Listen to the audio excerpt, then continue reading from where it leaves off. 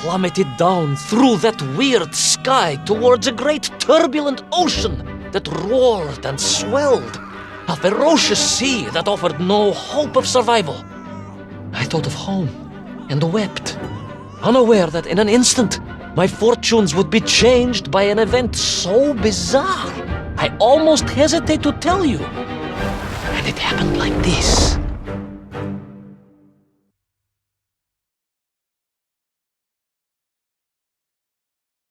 A giant whale? It was huge, General. You were swallowed by a giant whale. Yes, General. You look remarkably well for a man who was swallowed by a whale. I am blessed with a strong constitution, General.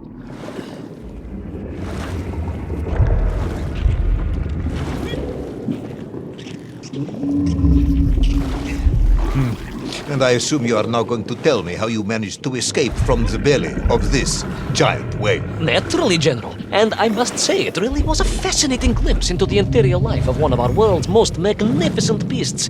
I consider myself a wiser man after this experience.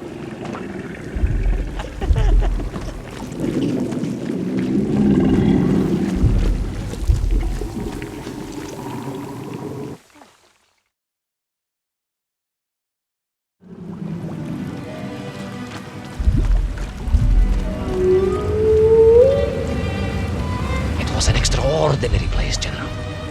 I could perhaps deliver a lecture on the subject to Moscow University's Zoological Society, if you like. I only want to help. The Moscow University Zoological Society has, I suspect, better things to do than listen to the ramblings of a man who claims he was swallowed by a whale.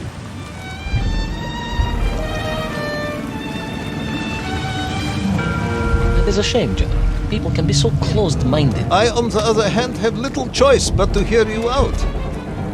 For your own sake, Ivan Ivanovich, I must urge you to be brief. Absolutely, General. I will tell you directly of my miraculous escape from the belly of the whale.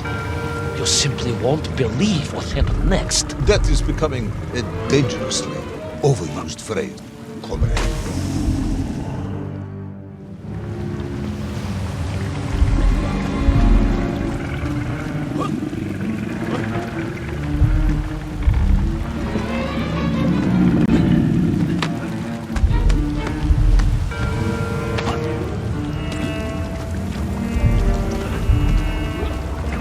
And so I found myself deep within the whale's organs. A strangely beautiful place. A sort of fleshy wonderland. A glade of polyps and globules. A landscape as awe-inspiring in its way as the forests and mountains of Altai. Oh, I hoped, yearned and longed for, and only hoped, as I hope now, that I might one day see again. I think we're all longing for home at this point. Oh, with warm slippers, a mug of steaming Spitzin, and a roaring fire. Not far from home, trapped inside a monstrous fish with only the strange and evil-looking worms that infested its gut for company. With only one's dedication to one's country and mission to keep one from falling into despair. But no, General, I could not. I had to escape, to find Little Orpheus and my way back to the surface and home.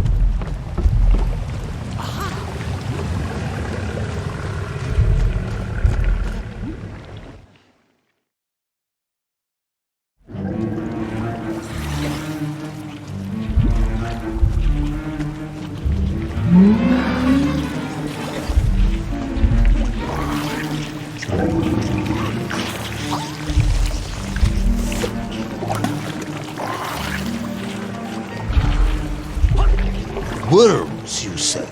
Living inside the whale? Oh, they were horrid things, those worms, General. And most unwelcome, I would say. Parasites.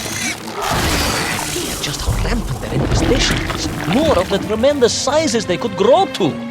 At that point, my thoughts were only of escape. And I had a plan. Yes, I'm sure you did.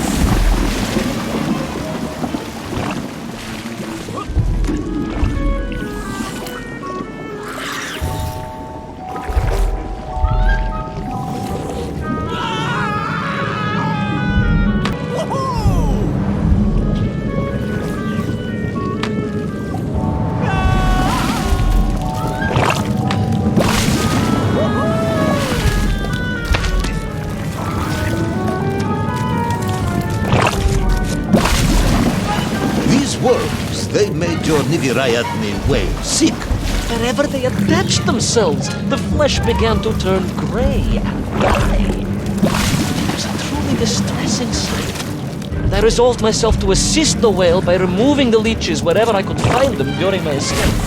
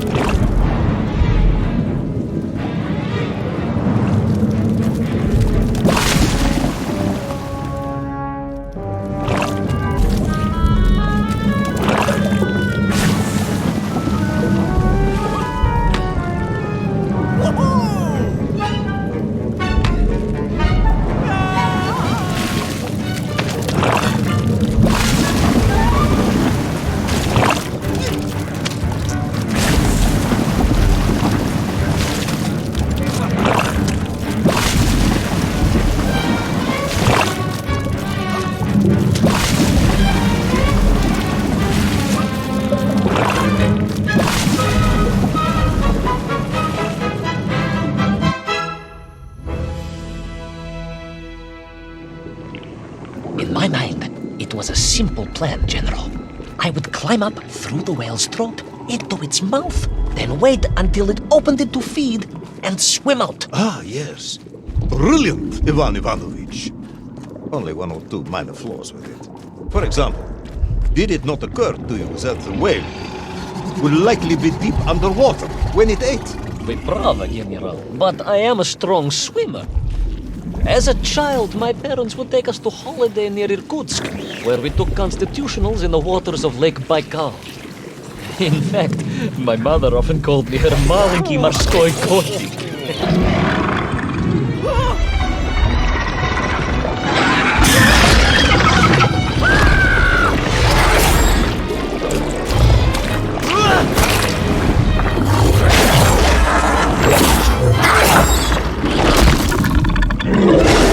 A giant worm for a giant whale, huh? At the risk of repeating myself, it was huge, General. The Moscow University Zoological Society may be interested after all.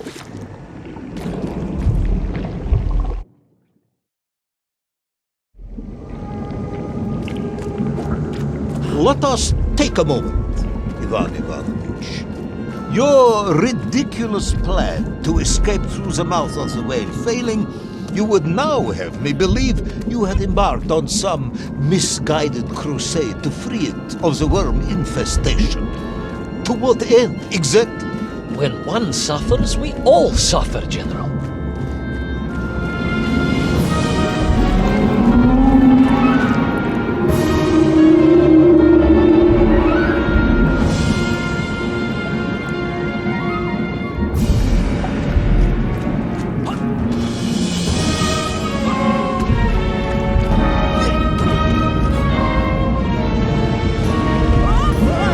Your ideological commitment is admirable, comrade, but... I concluded that if I could find the root of the infestation and neutralize it, the whale could mount a spirited counterattack against the worms.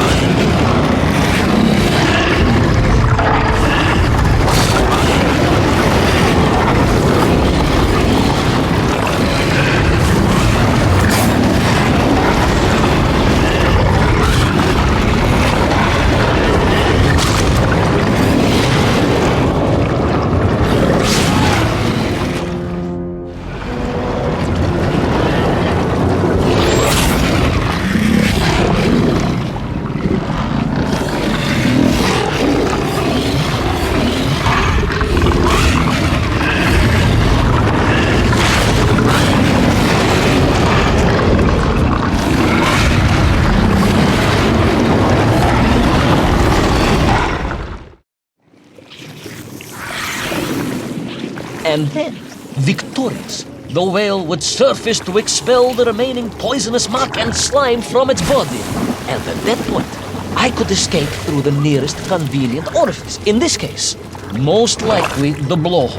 That is the most revolting thing I've ever heard. General, we are Russians. We have withstood the sheer force of nature and history and emerged triumphant. An expedition through the nasal sphincter of a gargantuan whale is nothing to us.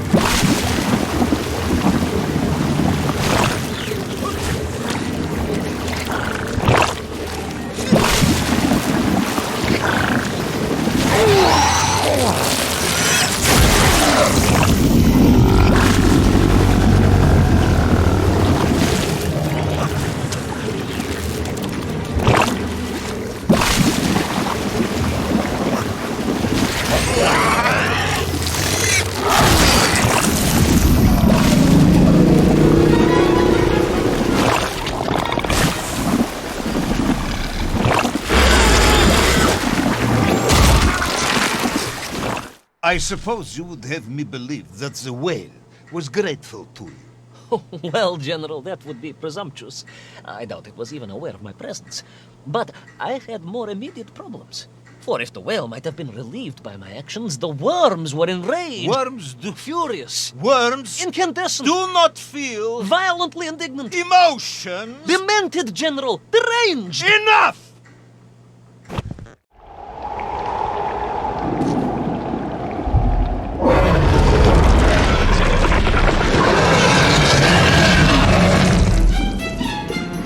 Where is Little Orpheus?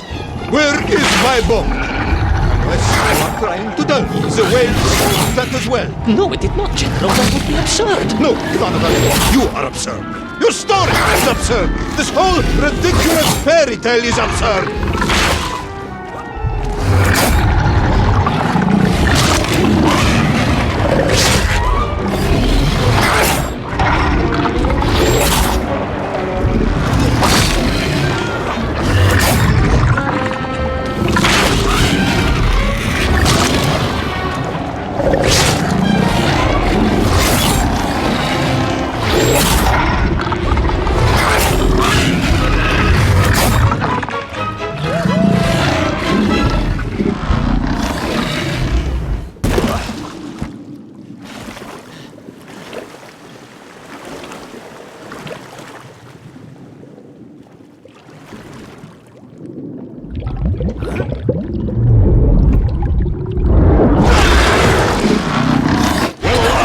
brave yet foolhardy hero escape the furious worm? Will he be doomed to spend his days trapped in the innards of a bad-tempered cetacean? Where is the whale swimming to in such a rush, and what will it do when it gets there? Is the general about to lose his temper and order the cosmonaut shot? All of these questions and more must surely be answered in the next exciting episode of Little Orpheus!